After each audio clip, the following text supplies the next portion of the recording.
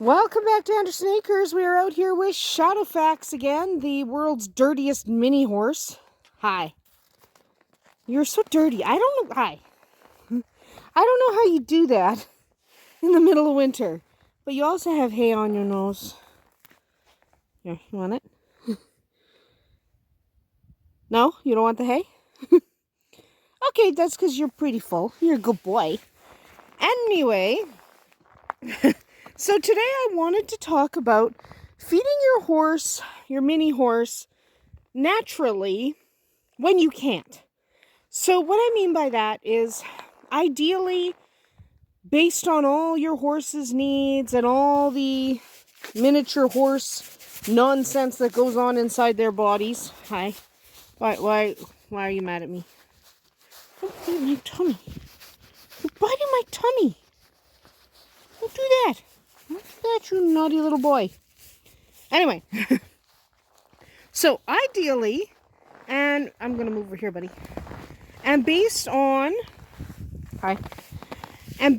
your horse's needs, ideally you would feed your horse, your mini horse, all day, every day, and his entire ration would be fed all day long.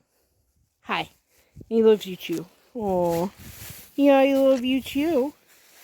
I love you so much, my man. You are one of the best boys. Yeah. So that isn't an ideal world. He's very close to me. It's hard to get a good shot of him. But in an ideal world, that's exactly what you would do. You would feed his food all day, every day, and he would just kind of munch all day. Now, that's not practical for most of us because we can't stand out here and go, here's a little bit of food. Here's a little bit of food. You can't do that all day. It's not possible. And most of us are not in a situation where we can just have our horse wandering wherever he chooses to wander all day and be like, okay, where is he? I just got home. My horse is gone. So the ideal way to feed a horse is not practical or even possible for most of us.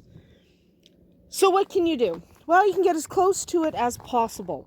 So you want to divide your daily feed and forage into as many meals as you can practically manage. So it might be 2 meals, it might be 3 meals, it might be 4 meals, it depends. I mean, if you work outside the home and you're not home all day, you probably can't feed him 6 times a day. But you would take the amount that he needs. Why are we biting my stomach? But you would take the amount that he needs and we would divide it up in about 6 meals if we could.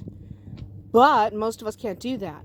So divide it up into as many meals as you can. Maybe it's 2, 4, whatever, however many you can manage. If you go out to your horse 4 times a day, divide his meal into 4. His daily ration into 4. It'll just be better for him. Because that means he'll spend more time eating and less time fasting. And remember, too much of the fasting, what on earth are we doing? Too much of the fasting could, not necessarily will, but could cause gastric ulcers. We don't want gastric ulcers. Remember, mini horses produce stomach acid even when they're not eating. Okay, so it's actually really important that they eat as often as possible. So do your best. Having food in front of them also helps in colder weather because they're like furnaces. You have a booger on your nose. I help you. There you go. Anyway, good boy. I'm going this way. No. You following? Good boy. Yeah. Why are you grabbing me? You grabby boy. Hi. I love you too. I love you too. Hugs. Oh, just a good boy. Anyway, so, yes. So as often as you can because, 1, it helps prevent ulcers. And 2, it can help prevent unwanted behaviors, which this is annoying. Not necessarily unwanted, but this isn't caused by him not having food in front of him. This is caused by he's kind of in love with me. Stop grabbing me. Stop it. He's like, you know you love him, Mom.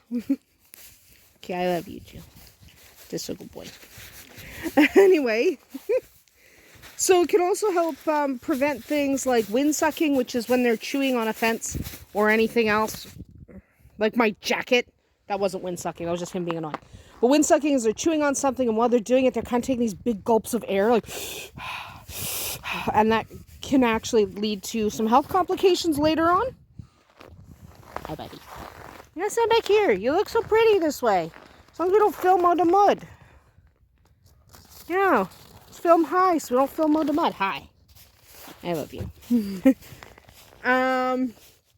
Also, if you have a slow feed net, you should use it. And if you don't have a slow feed net, you should get it. Don't bite me. Don't bite me. Pony smooches.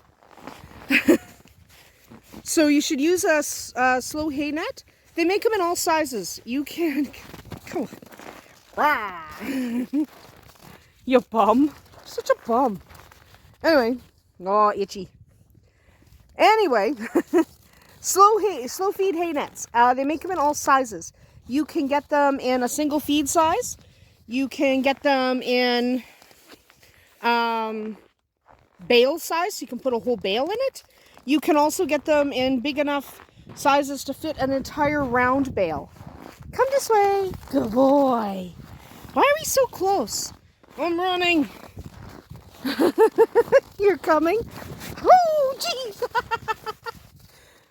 I don't have a snack. I don't. I'm sorry. I'm sorry. I'm sorry. No snack. So yeah, use a slow feed hay net if you can on your bales. It slows them down. It lets them eat for longer because if you're not home 6 times a day to give him his food, it is better if he can just eat his food slowly. And again, they do come in many sizes. In fact, if you're going to feed entire bales at a time, I really do recommend one anyway, just because then the horse can't stick their head in the bale and get, dusty eyes and stuff like that. So yeah, I do recommend the slow feed hay bags. They are really, really good. Really awesome. And I recommend mini horses because they are completely awesome. So in summary, divide up your forage and your feed into as many feedings as is practically possible for you. And just do your best. Most of us aren't home 24/7. We can't necessarily stand there all day feeding them little bits of food. So do your best. Break up the feed as often as you can. Hello, Gwen. Break up the feed as often as you can. Make sure your pony knows that you love him. Yeah, because would you love him? We love this guy. And that is about it for us here at Andersen Acres. We'll see you tomorrow.